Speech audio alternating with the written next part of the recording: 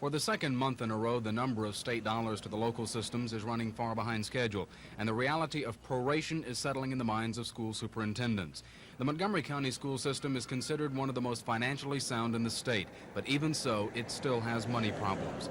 County School Superintendent Silas Garrett says at the rate things are going, the 10% proration seems possible, and for the county system, that means a $4 million loss. And they'd wipe us out. Even if things pick up, Garrett says one thing is a certainty: no more expansion. Now, we already have decided that we can see now that when these two building projects are finished, we're at the end of our line as far as building anything in the future. Unlike most school systems, Montgomery County has money invested, and as early as tomorrow, over $1 million in Treasury and short-term security notes will have to be called in to meet immediate debts. That means a loss of interest on those investments. Garrett says he doesn't know where cuts can be made if proration is declared. It could mean the loss of school accreditation, or it could force the system into deficit spending. But as Garrett puts it, long before the Montgomery system folds, other school systems around the state will have already closed their doors. Chris Grimshaw, WSFA TV News. The House Ways and Means Committee carried over the governor's revised education budget without any discussion, and after learning from the state's budget officer of a downward trend in anticipated revenue for next year, decided to wait until next Tuesday before acting on the Senate's version. All sides concede that a conference committee of House and Senate members will be needed to write a compromise before an education budget is passed. The state's general fund budget, approved by the Senate Finance and Taxation Committee, needs some revenue-raising bills passed to avoid a serious deficit. Committee Chairman J. Richmond Pearson says $90 million in new revenue is needed for conditional appropriations recommended in the budget. The committee voted 8-7 to increase Alabama's coal severance tax from 13.5 cents to 50 cents for each ton of coal mined in the state. It will raise $13.5 million a year.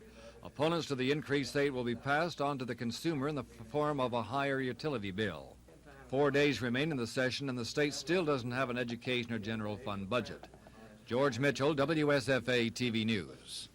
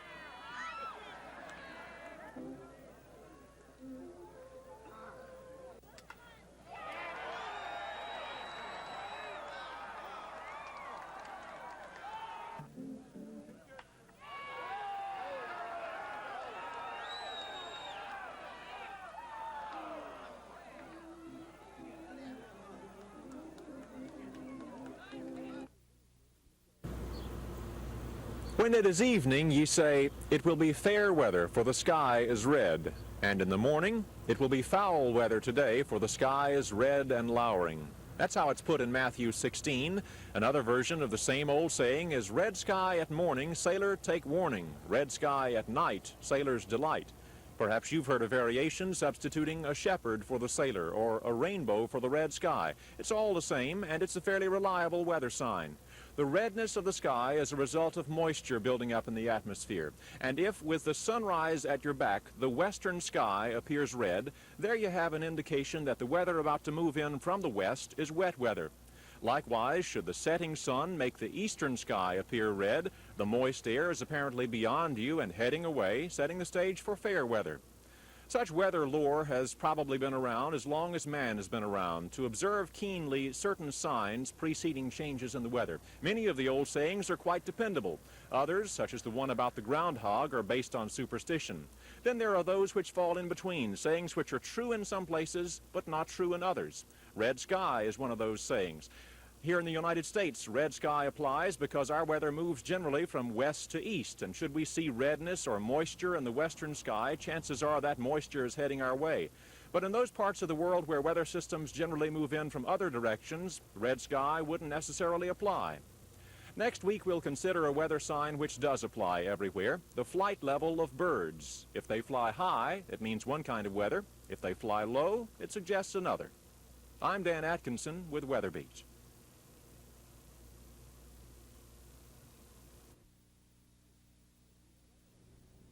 The Examiner's report charges that former City Clerk Treasurer Donald Kelly and former bookkeeper Linda D. Williams are responsible for $128,000 in cash shortages.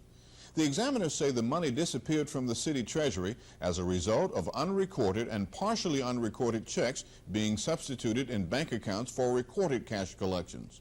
The report alleges that Kelly and Williams took taxpayers' money in that manner from October 1973 to November 1979.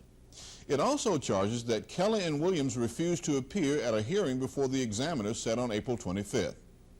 The examiners say some days cash totaling over $4,000 was not recorded for the city's bank deposits. The reports give many examples of the charges. A January 1976 banking transaction showed a $5,674 deposit that examiners say the deposit should have been $8,674. That deposit was $3,000 short, says the report.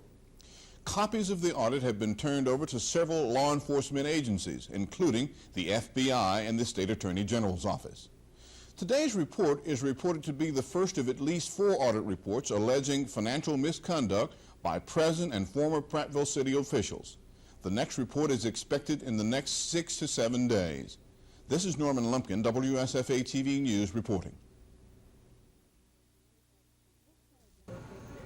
This penny contains 95% copper and 5% zinc. When copper prices rose to $1.41 a pound a couple of months ago, the copper in a penny was worth more than 1 cent. A spokesman for the Treasury Department says that's when people began hoarding pennies. The Treasury Department expected to produce $4 billion in pennies the first quarter of this year, but requests for pennies topped an unexpected $8 billion. Even though mints are working overtime to make more pennies, they can't keep up with the demand. At least one local bank is rationing its pennies. A spokesman for this grocery store says he's only receiving $20 worth of pennies a week. He used to use that many in a single day. A store policy prohibits our cameras from shooting inside, but all cash registers bear signs asking for pennies. The manager of this donut shop also refused to let us take pictures in his store. He has raised prices by 1 or 2 cents, and a sign says the price increase is due to a penny shortage. A commodities broker says it's unwise to save pennies to try and make a profit off the metal. Copper prices have dropped to 91 cents a pound, and he says the price would have to reach $2 to make penny hoarding profitable. Lisa Nielsen, WSFA TV News. You know, most instances, things like that, you know, you find relatives come in and want to take. Normally do is have their, when a person calls me and says, I want to go to school and don't have any money, first Auburn, and I can't afford to send to Alabama, what can you do to help me? I think we will have a common bond of working. This is one of the seats. I don't have an incumbent. This is a seat where there is no incumbent. This is a seat that come out of the courts where District 4 and 2 predominantly will have a black county commissioner. It was set up for that purpose. And I have announced my candidacy, and I am the man.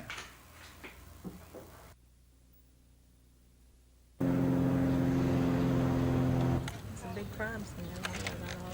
Well, you can't get out there anything. Shut it down.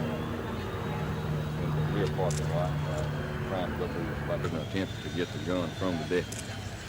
And he didn't. He was unsuccessful in that, and then he tried to escape, and forced him to escape. The deputy shot him. Just one deputy? One deputy involved, right?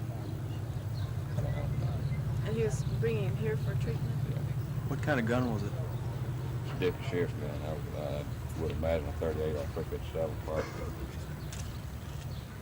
And did the shooting occur during this scuffle? Or There was a brief scuffle, and then the prisoner broke away and was running, when he shot him.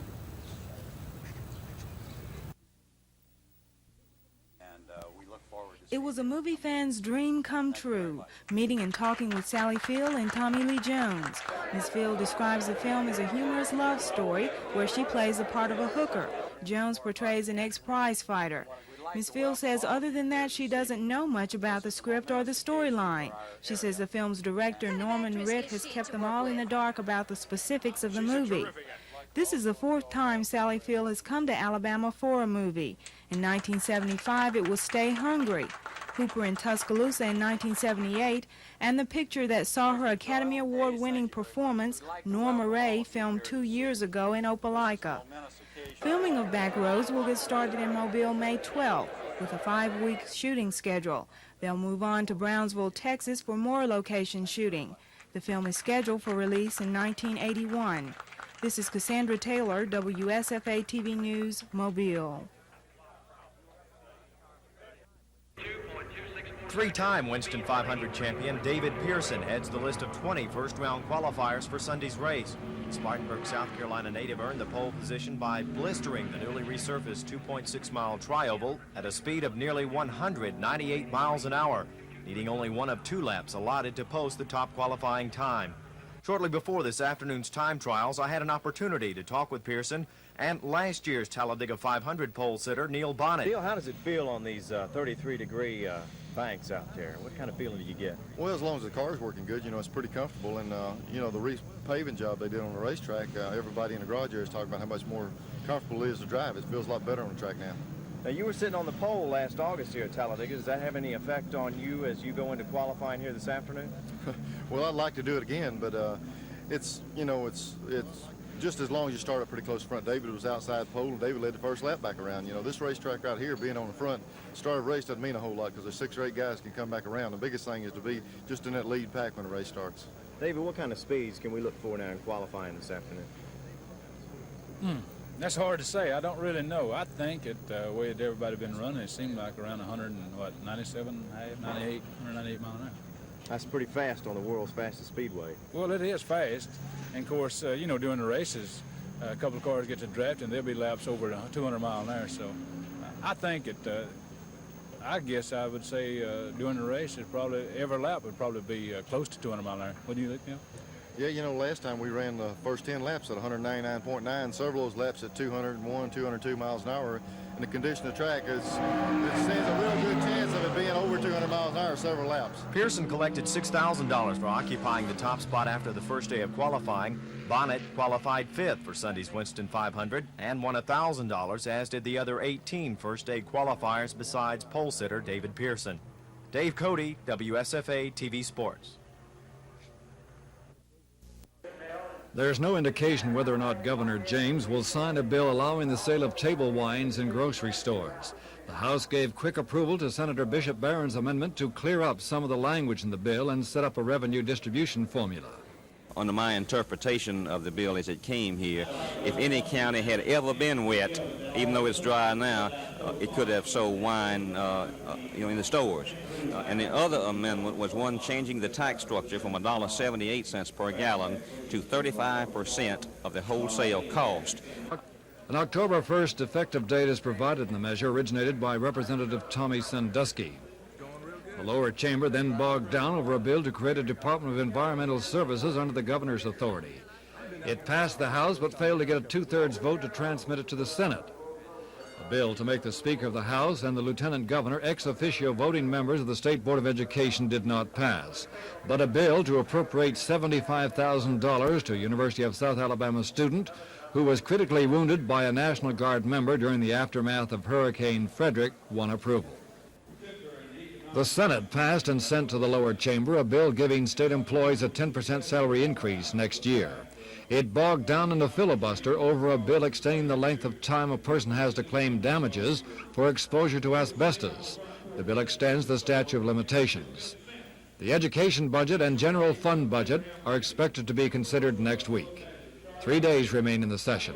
George Mitchell, WSFA TV News.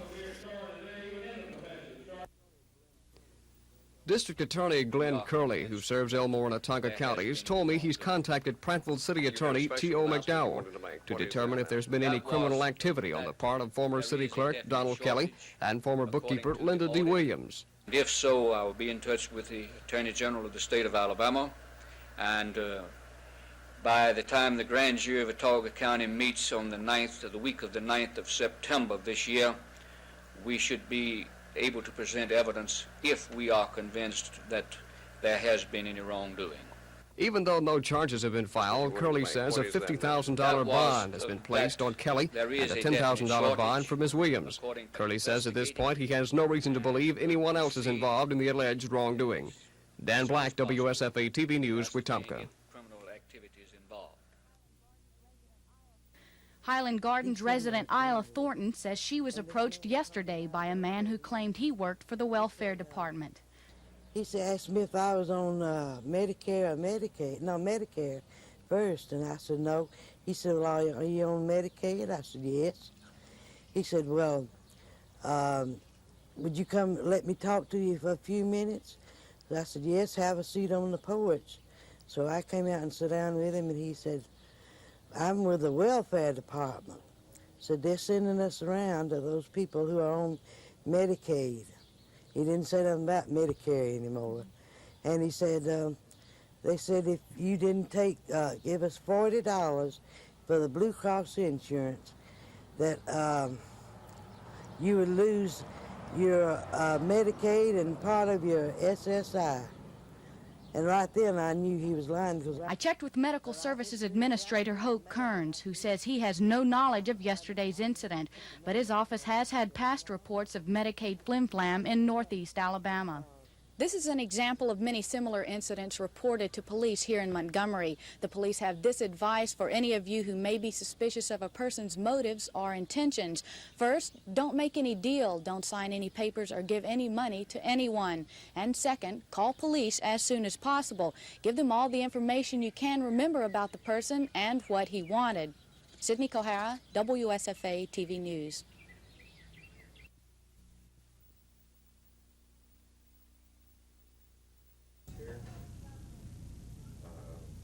Pursuing their education.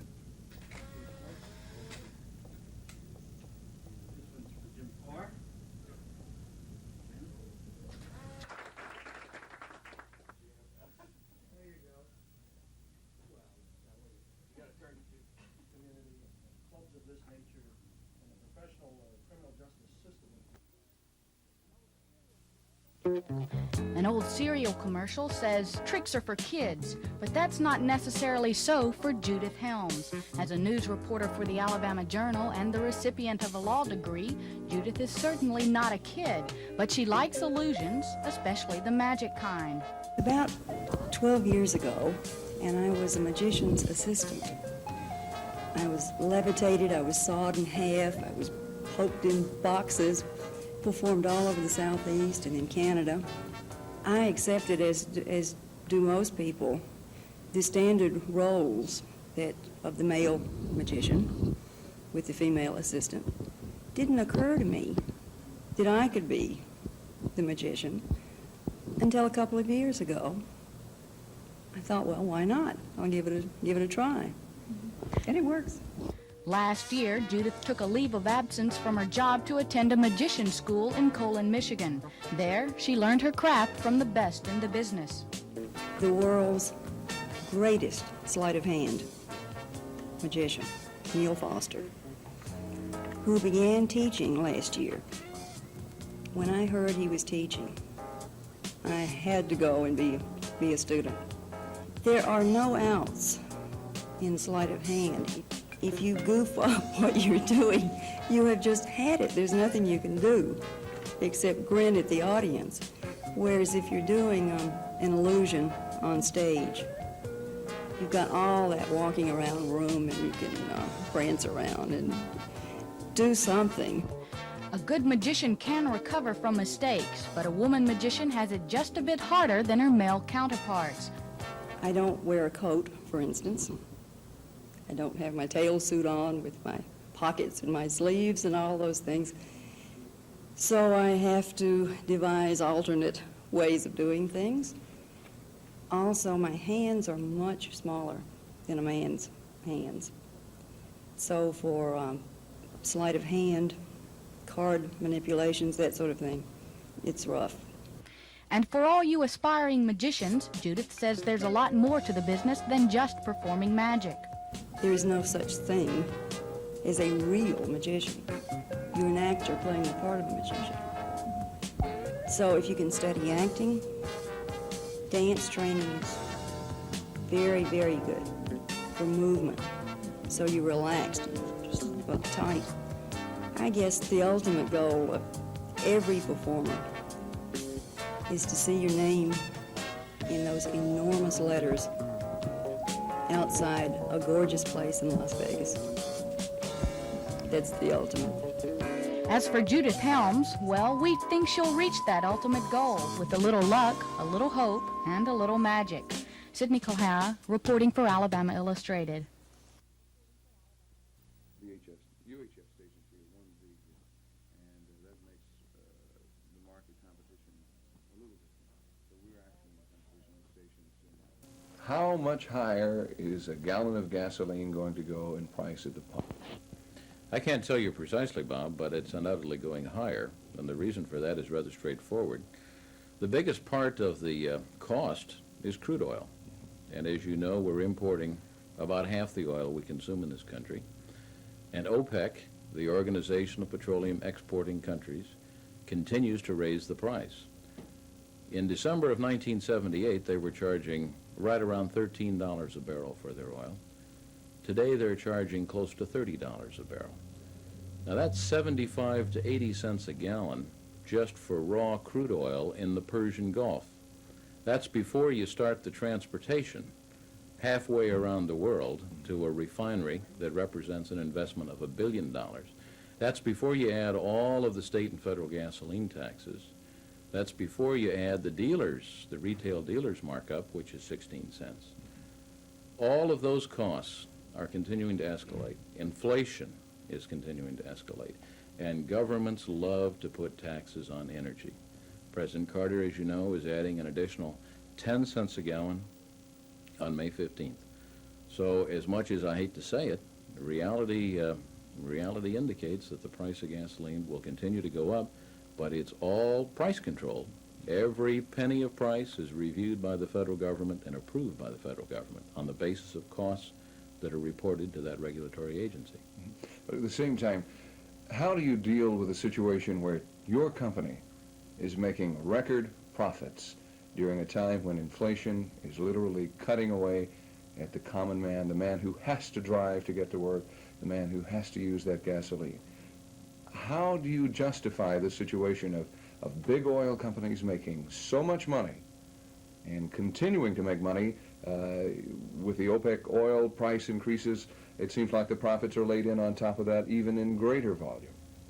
Well, what I think we need to understand is the price increase at the pump is the result of cost increases, crude oil, inflation, taxes, and what have you, and not that much because oil companies are increasing their profits. Texaco's average profit per gallon on all products sold in the first quarter of 1980 was 3.4 cents a gallon. But how many gallons did you sell? Well, you asked me how much was the profit. Yes, the gallons were large, the total dollars of profit were large, but the total dollars of investment were enormous. The return on that investment was 10.1%. That's a lower return than if you went out and bought a certificate of deposit at a bank, which is almost risk-free.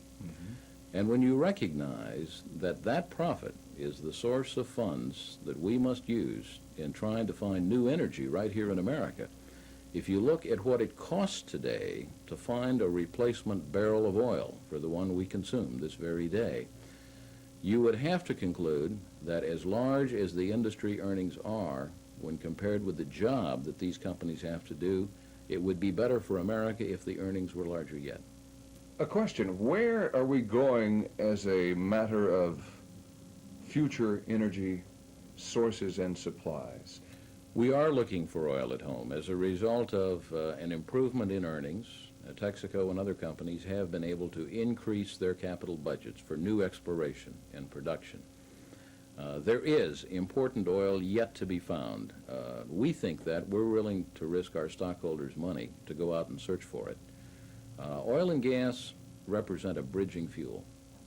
It can give us enough time to develop the alternate sources of energy from coal, from shale, tar sands, uranium, which will be even more costly than the prices we're paying today. But most important is that we have enough supplies of conventional energy, a long enough bridge to get to the period when these alternative sources can start to make an important contribution, and realistically, we're talking the year 2000 and beyond for that. If we begin to see the supply of gasoline and oil products coming from domestic sources, will we see a decrease in the price of gasoline and oil products? Well, I think we could slow down the increase. I don't believe realistically you could expect a decrease because the price must reflect the cost of supplying the commodity or the firm can't stay in business. And we know that the cheap oil and gas, the obvious structures at shallow depths, they were found a long time ago. Now we're having to go out into the outer continental shelf. Hanta Yo means clear the way in the ancient Lakota Indian language. Author Ruth B.B. Hill should know. Her epic novel of the American Plains Indians is the product of some 25 years of research into the language and culture of these ancient people. I didn't go to librarians, I went to libraries and proceeded on my own. But I was in touch the first 15 years with approximately 1,000 people of Indian blood. Now among those were special persons, in other words, full-bloods in their late years, still alert, competent, wonderful people, verbal, lucid, able to communicate. And some of these people were very old, too, weren't they? John Strawberry was 110, 111. And I use the two words because in these winter counts, when we translate them, so to speak, you always give the 2 years because we're involved from April to April. So you'll say 1825, 26. And it's become customary to use the two numbers. However, even with the Indian people, there was usually a second number given so that there wouldn't be an inaccuracy. There would be leeway. The novel is based on an Indian artifact called the Winter Count, which tells the history of a tribe of Teton Sioux in symbols on a tanned animal hide. A self-appointed rememberer. Rememberer is the title he has for himself. A self-appointed rememberer kept a record through the years on a tanned piece of hide of the most important event of each year.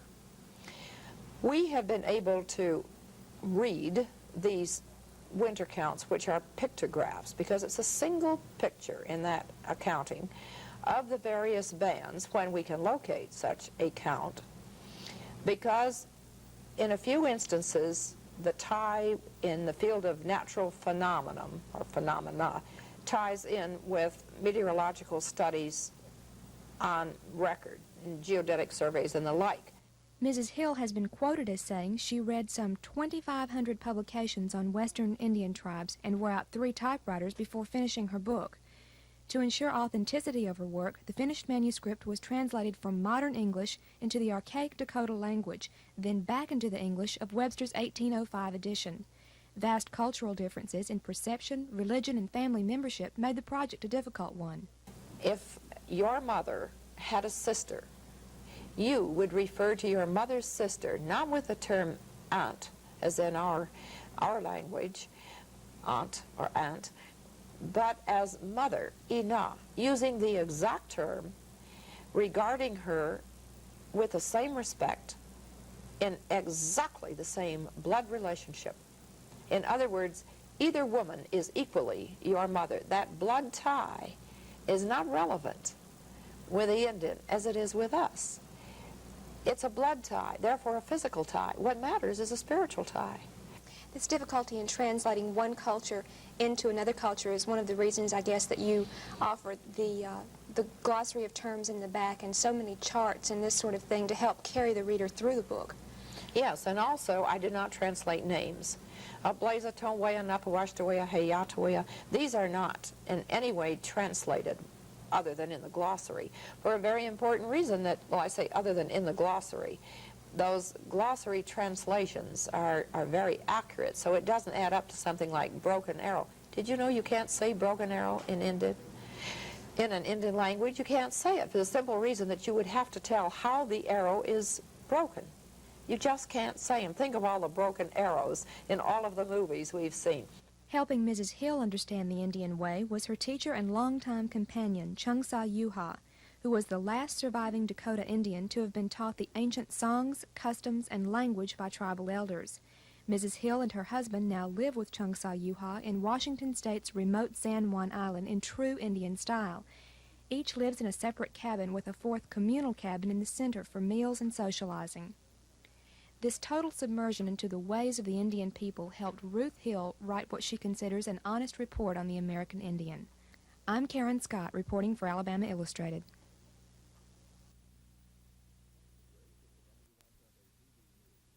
This is a WSFA TV News special report. This is Lisa Nielsen. I'm live down at the corner of Lee and Montgomery Streets. There was an explosion about noon here in a manhole, and for about an hour there was smoke coming out of the manhole.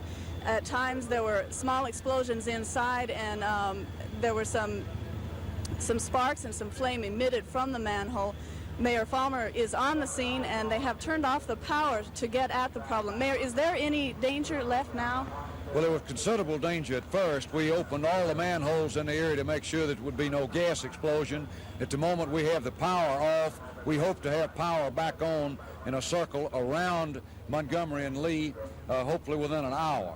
Can you tell me what the problem is? We had the main primary service to downtown area got a short in it. It caused a fire, and the insulation was burning, caused other fires inside. That built up, caused explosions. Everybody's been doing a good job working together, the power company, gas company, telephone company, Montgomery Police, Fire, Sheriff's Department, everybody doing it. We've got it isolated, and we think we've got the problem whipped, but it is going to take us a while to get it back in being. About how long do you think the power will be off? Probably the power will be off outside of this ring that we're going to cut. We'll have that back on within an hour. No telling how long it will be in here because we have not been able yet to determine the magnitude of the burned area. Okay, but there have been no injuries? No injuries at the moment.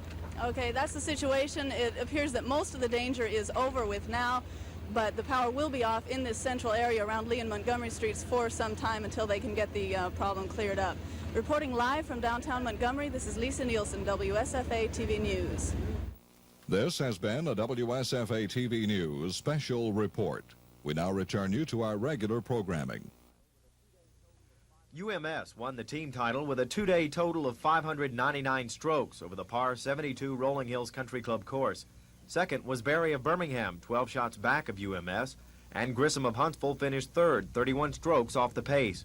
The individual race was a real fight to the finish, as Dick Hogan of UMS, who was third after the opening round yesterday, fired a 1-under par 71 today to claim the 4A Individual Golf Championship. Barry's Earl Persinger wound up second after defeating medalist Jeff Kaufman of Vestavia in a playoff.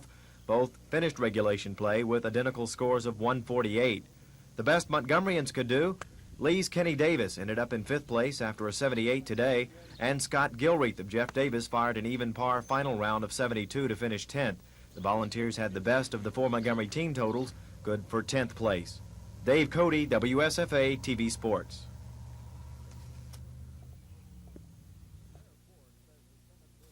From them. Mayor Ford says the Senate bill setting up a cogeneration public corporation of the state has run into a stone wall because the Senate Rules Committee refuses to act on it. He says the bill would allow joint financing of generating electrical facilities by 12 cities. Ford says wholesale raw electricity must come from Alabama Power. But he says an Alabama Municipal Electric Authority provides for cheaper electricity because it would sell tax-free revenue bonds. He says the power company doesn't want the competition. Public Service Commissioner Jim Folsom Jr. supports Senate Bill 184 because he says it allows a leveling out of lower electric rates for some. I can't speak for two other commissioners. I'm representing one commissioner, Jim Folsom. I endorse, as a regulator, I strive for moderation in setting rates. But I consider this a political and economic question, a philosophical question. And I feel that I am in my rights to take a stand, and I do step over the line and endorse it. The group says their bill is modeled after existing laws in Georgia and 29 other states. George Mitchell, WSFA TV News.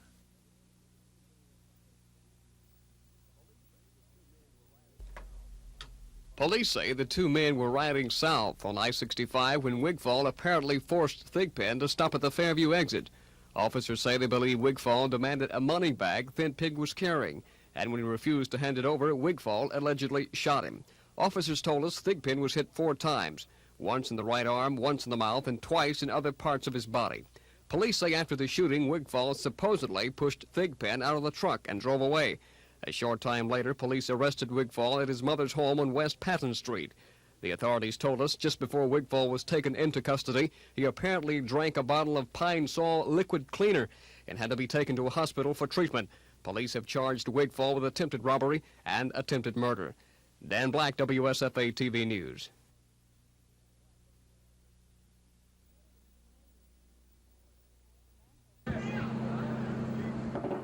The manhole sputtered and smoldered for about an hour as firefighters, police, and city officials stood by, waiting to see whether the small explosions would stop. Occasionally, an underground spark would cause the hole to belch flames and sparks into the air. Firefighters uncovered manholes along Lee and Montgomery Streets to try and relieve the pressure, which the mayor says had been building for some time. The main primary service to downtown area got a short in it. It caused a fire, and the insulation was burning, caused other fires inside. That built up, caused explosions. Police kept people out of the area because of the danger of bigger explosions. After cutting off power to the downtown area, the hole stopped spitting sparks, and gas and power company workers began looking for the problem and inspecting damage.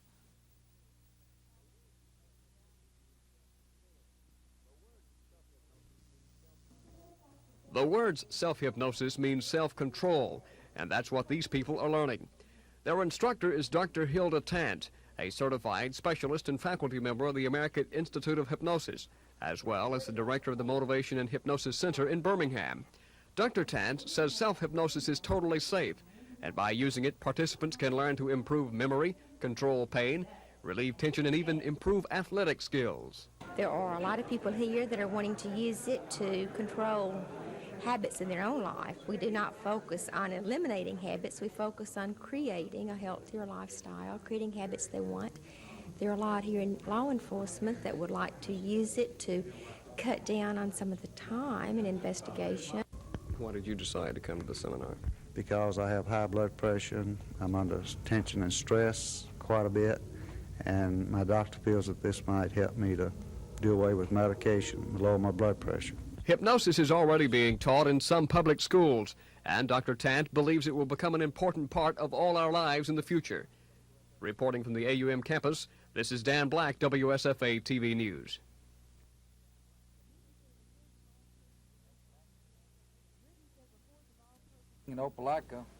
Britain says a fourth of all persons arrested in the U.S. are 18 or younger. He says the court system has failed to come up with solutions for these youngsters other than incarceration. Britain says more realistic alternatives need to be found, like the diversion center, a residential home which serves a 7-county area in South Alabama. Young people who've been referred to the center by juvenile court are then tested and evaluated, educationally, vocationally, and psychologically. Center Director Ricky Everett says psychologists work with the young people in an effort to provide juvenile court judges with some solution other than jail. Everett says the new center can house up to 8 male and 8 female juveniles at one time for an 8 to 9 day stay. He says other young people who may be considered potential delinquents are brought in during the day for testing. Everett says this has been going on since the facility opened in January, but the staff has been testing juveniles since June of last year. Everett says out of 350 referrals, only 10 to 15 have been committed to state institutions. Cassandra Taylor, WSFA TV News, Dothan.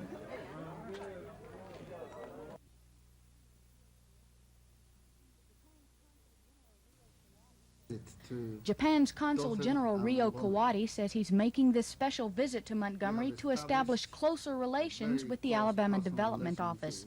Kawadi is Consul General of 6 southeastern states and is in charge of promoting Japanese interest in each state. Earlier in the day, Kawadi visited the only major Japanese industry in Alabama, the Sony Corporation in Dothan. He says he's impressed with Sony's operations, but he's anxious to help other Japanese industries locate here. He says Alabama must promote itself more. The Japanese people, he explains, know very little about the state. He says Japan is a small country and its industries must grow outside the country. Tonight, Kawadi will meet Governor Fob James with hopes of persuading the governor to visit Japan. He says more public relations is needed between Alabama and Japan, and Kawadi thinks it's James himself who would be the best public relations representative for influencing Japanese businesses. Sydney Kohara, WSFA TV News.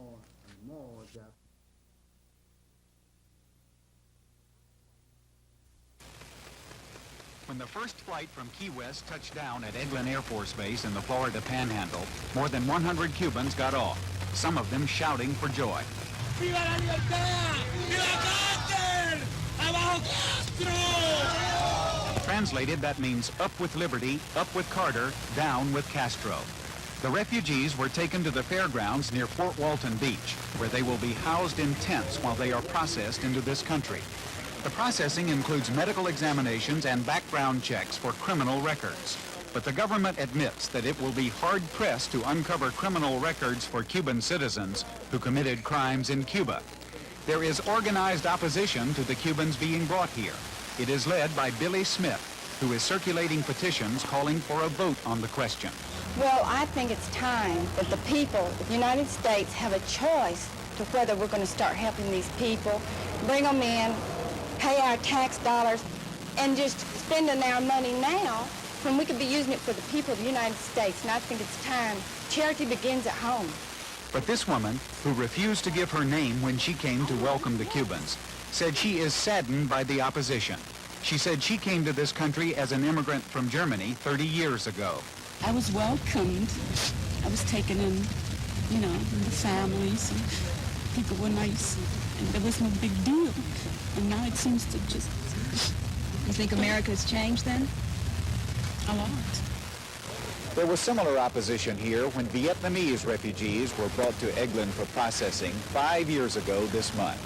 Supporters of this refugee operation say both the Vietnamese and their opponents managed to survive then without any lasting ill effects. They predict the same thing will happen this time. It forces the water out and it comes Waterworld is a $2.1 million man-made phenomena, complete with a large fan-shaped wave pool, carpeted sunbathing area, and a 40-foot water slide. Waterworld Director Robin Patrick says Dothan City Commissioners got the idea to build the aquatic center after visiting a similar one at Point Mallard, Decatur. Patrick says the waves in the concrete pool are mechanically produced by 4 75-horsepower motors. The waves are on for 10 minutes and then they turn off for 10 minutes. And the purpose of that is to give people a rest. The only problem that really occurs is people get tired before they realize that they're getting tired.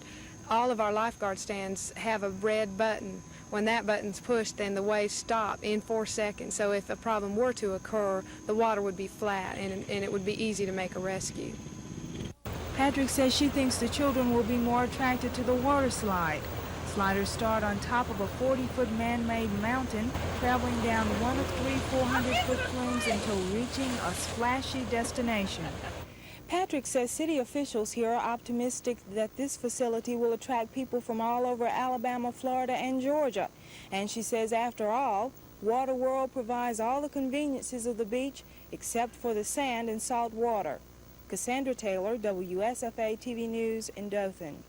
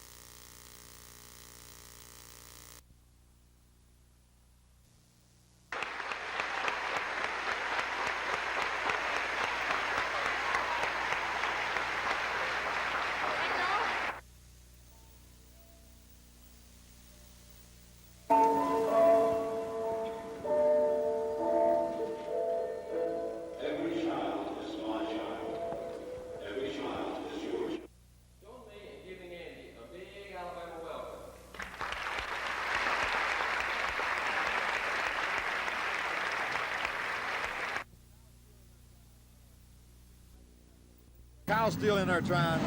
He didn't get to make it down here for this race because he tore his car up the last couple of weeks to run some short tracks, but he'll probably be back down here when we run in August again. So, you know, he was looking forward to coming, but the car just didn't work out.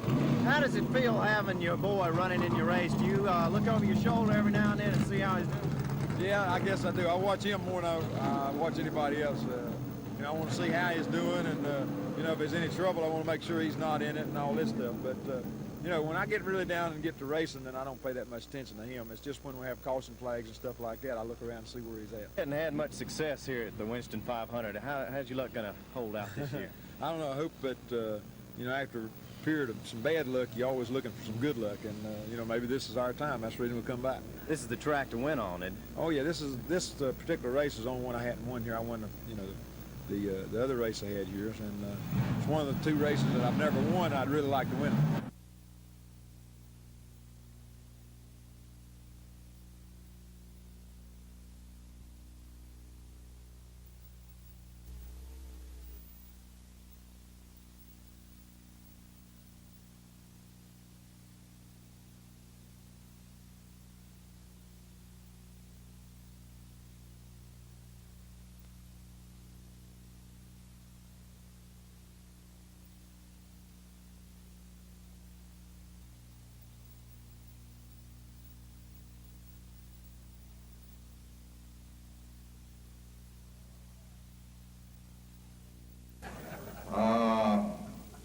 I think that General Cobb and this God in identifying the tremendous talents we've got within our warriors. In Opelika, got a new woman, and got more than 1,300 people in Opelika, General Cobb, you know.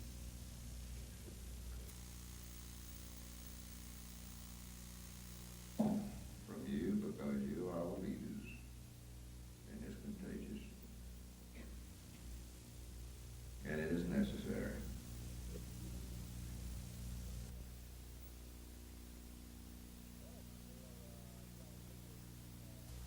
Well, it's a thrill to run with people you've read about all your life, and of course a lot of them I had to run again before, but especially here because you know, anybody can win this thing. If you're within 6-7 mile an hour of the leaders and you draft all day, you can be right in there when the race is over. You've had some good success on this track, haven't you? We wound up 5th last year.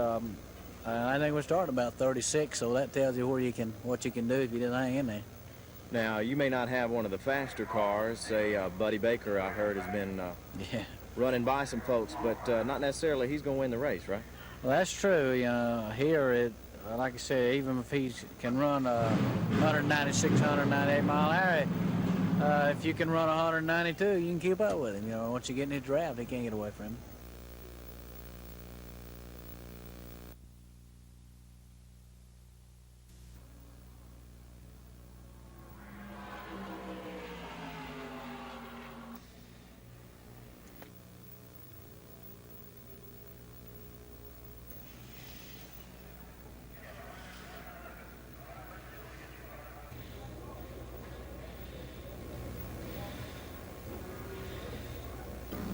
Well, we always run good here in the race, and we were running real quick yesterday in practice and had trouble with our qualifying engine, had to take it out and put in our race engine, so we're a little bit down for qualifying, but we think we're in great shape for the race. We always get it all together by Sunday.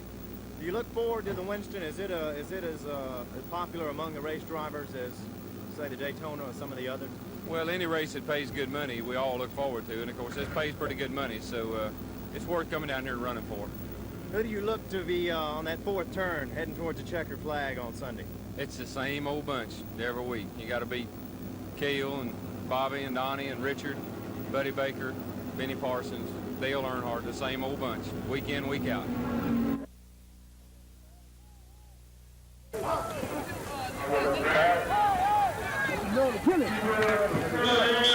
can't go far. Ain't no holes in Sunday.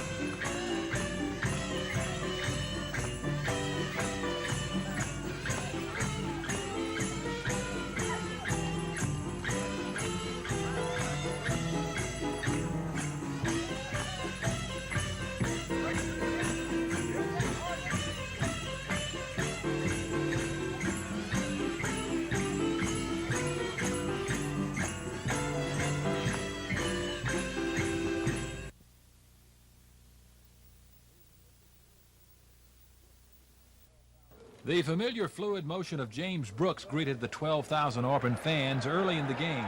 This a 30-yard dash out of a deep hole for the blue team.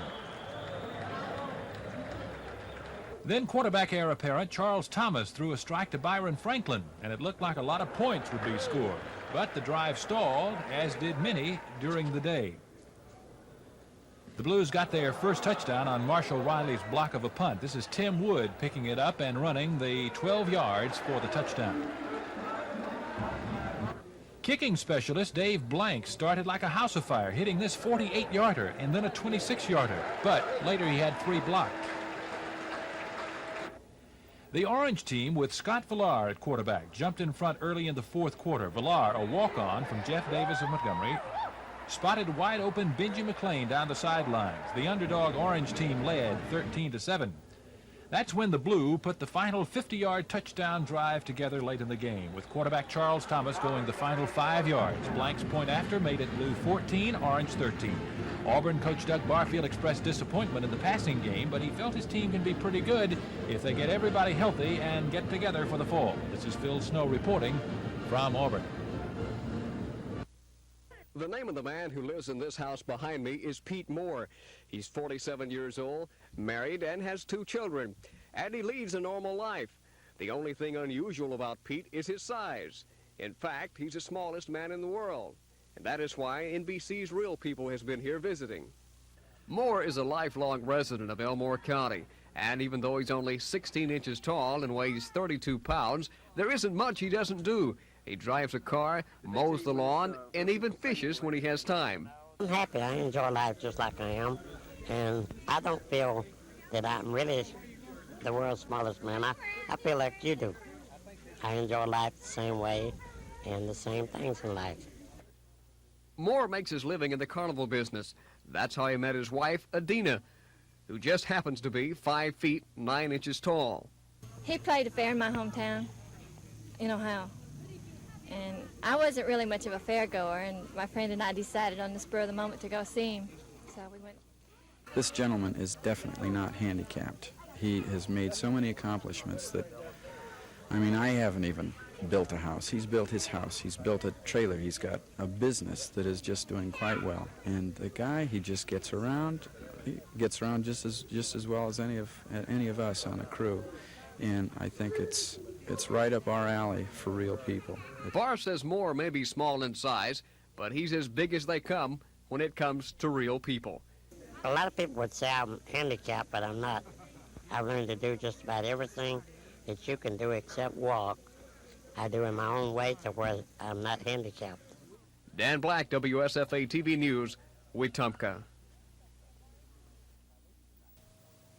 By late tonight, more than 1,000 Cubans are expected to be in this refugee camp, only 2 days after it opened. Some of the refugees said the best thing about the camp is the showers. Some of them had been unable to bathe for 5 days. Clothes are being given to those who left Cuba with only what they were wearing. That includes almost all of the refugees. There is also substantial and regular food. According to the refugees, that's a luxury for most people in Cuba. 53-year-old Onileo Gonzalez Valdez left his wife and son behind. He hopes to get a job and bring them to this country, too. The life in Cuba is rough. Everybody's police, the neighbor, everybody. And then, I'm free now. One question the refugees are asked here is, what is their religion? Many of them answered none, but that turned out not to be true. One of the priests who helped to conduct this Catholic Mass in the camp this morning said the refugees were afraid at first to name their religion because under Castro's communist government, religion is discouraged. This was the first time many of these Cubans had attended Mass for a long time. It was an emotional experience for some. At the end, as was the custom in Cuba, they sang the Cuban national anthem. If they had known the words, they would gladly have sung the Star-Spangled Banner as well.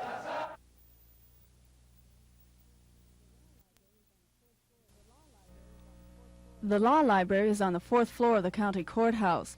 County Bar Association members and judges like it there, but a federal court order requires the county to provide more jail facilities, so the commission has voted to turn the law library into a minimum security jail. Now commissioners have to decide what to do with the law library. Several realtors have suggested the county lease office space for the books, but a member of the County Bar Association and Circuit Judge Perry Hooper think the library should stay in the courthouse. They suggest some other county department be moved. Judge Hooper says the courtrooms must be in the courthouse, and the law library, being a necessary tool for dispensing justice, should be close by. He says if the commission moves the library, it could just as well do away with it altogether. Commission Chairman Mac McKinney wanted to vote on a new location today. He says the longer they wait, the more pressure commissioners will feel from county lawyers. But other commissioners say they aren't ready to vote, that they want more options before deciding where the library will go. Commissioners will take the matter up again next week. Lisa Nielsen, WSFA TV News.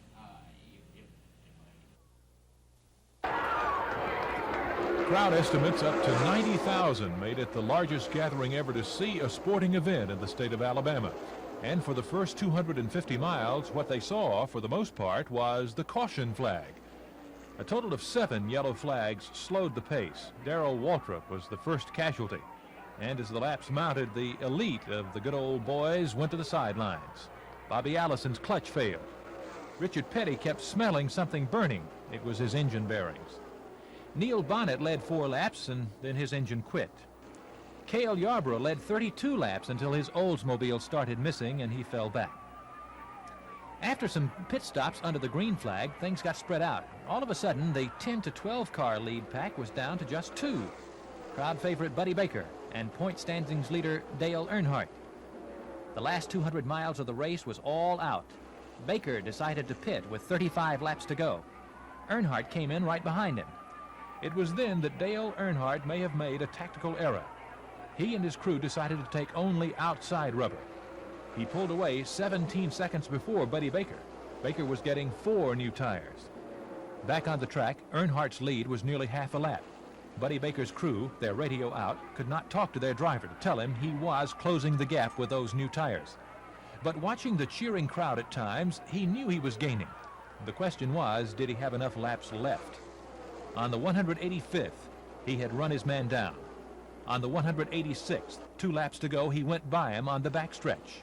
A great roar went up when the numbers changed on the leaderboard. Coming into the straightaway just before the stretch run to the checkered flag, Earnhardt decided to go low and try to slingshot past just before he'd reached the finish line.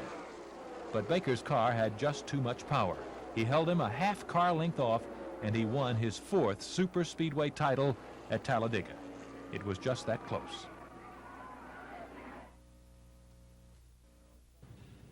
There are some 127,000 unemployed in Alabama's 1,600,000 labor force. State Industrial Relations Director Bill Davis says the unemployment rate for March is 7.9%. That compares with 7.8% in February and 7.2% the same period last year. Nationally, the jobless average was down in March from 6.8% to 6.6%. Davis says the March increase in Alabama is insignificant because it's 0.1%. But he says the rate could go as high as 8.2% in May. Meaning an additional 5,000 to 10,000 people will be added to the unemployment lists. Davis says manufacturing and non-manufacturing employment were down in March, and reports of major layoffs are becoming more widespread. And layoffs in mid-March are not affected in the March unemployment rate. Hale County heads the top 10 counties in the state with the highest unemployment rate at 16%. Montgomery County continues to have a bright employment picture with a 6% unemployment rate, or 5,200 of an 86,000 labor force out of work. The short-term outlook by labor officials for manufacturing employment is expected to decline, while non-manufacturing may experience a small increase. And unemployment should decline some as outdoor activities increase. George Mitchell, WSFA TV News.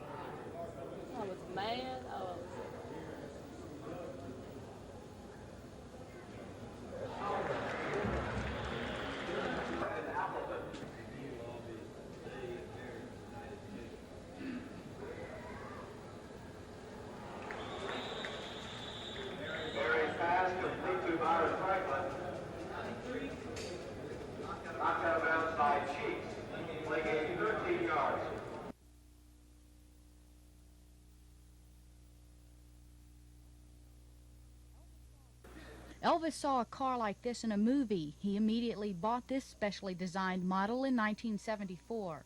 The shiny white 73 stretched Lincoln limousine is 27 feet long, and it's equipped in star-studded style. It's got a bar, a dressing table, a color TV, and room for a telephone. The wood grain paneling is real, and of course there's a personalized tag on the front.